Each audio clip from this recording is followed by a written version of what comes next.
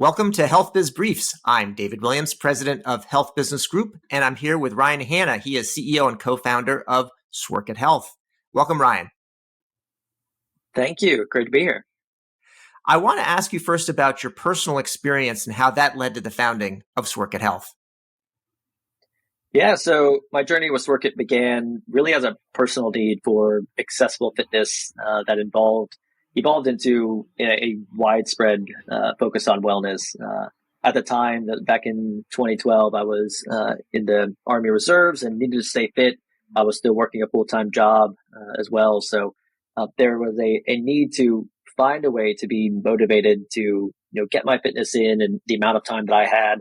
I was not really somebody who was interested in going to the gym. I, again, had sort of, uh, a limited amount of experience in gyms and just didn't have the confidence to be in there. So, happened to at the time also be teaching myself to code, and so one of the actual first ideas that I started to play with and to kind of build on that is Sworkit. So it started off with being able to create circuit workouts that you could complete just by choosing the type of workout you want, how long you have, and then following all along with really great guidance from the top sort of guidance and standardization from ACSM for physical fitness. So putting that all together, I mean, that started to evolve Sworkit into what we still focus on a lot today, which is personalization. Being able to make sure that the journey that somebody's taking is personalized, breaking down the barriers. So again, when I didn't have as much time, I could just choose a 5-10 minute workout to be able to, still prioritize what I was doing, and has been able to, help myself personally. And then obviously, now, millions of people throughout the world have been able to benefit from that as well. When talking to authors, people say, write what you know. And I think is something similar follows along on the, on the business side. And it sounds like that was the case here. So even after you've been on, active duty in the Army as an officer, and then you found, hey, gee, I still need after you're doing that, you need the structure, the motivation, and realize a lot of people are intimidated by the gym and just don't actually know where to begin. And that's led to a lot and real success on the direct to consumer side. I want to hear a little bit about the transition that then you made from direct to consumer to business. What was that transition and what motivated it? Yeah, so part of the motivation it was sort of stemmed out of again what we were already doing with schools. So we've worked with over 16,000 schools worldwide.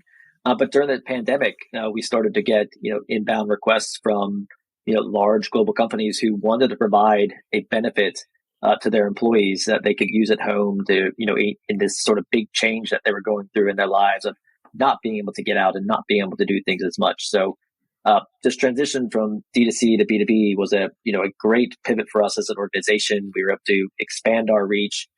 We adapted our offerings to, work with organizations. So adding, challenges and an admin portal where they can control things, adding all the security for, eligibility. It's helped us, grow as a company. So growing, being in control of that revenue model, where we can work with large groups. And now even as we transition that into working with health plans and community organizations, so just keep kind of getting bigger and bigger. And we've had a really great past 12 months and a really exciting 2024 ahead. You had worked with schools before really going to B2B. That was like a kind of a sort of a D2C. And you can imagine, as we've discussed, that, okay, it may be difficult for you to go to the gym. There's a lot of people who have a lot of awkwardness in 5th grade or 8th grade around PE class. And in some ways, having an app and even being at home could actually be better and in a way more inclusive, even if you can't do all the things you do in gym. Absolutely. We've heard countless stories of, students who, again, when they were in person in PE classes, again, were a bit more shy about kind of getting involved with, the sports and the games that were being played. But then, having access to it at home and, even be able to do it alongside with their parents, we've heard, quotes from parents who now your child is now taking this on for themselves. They're motivated to do it.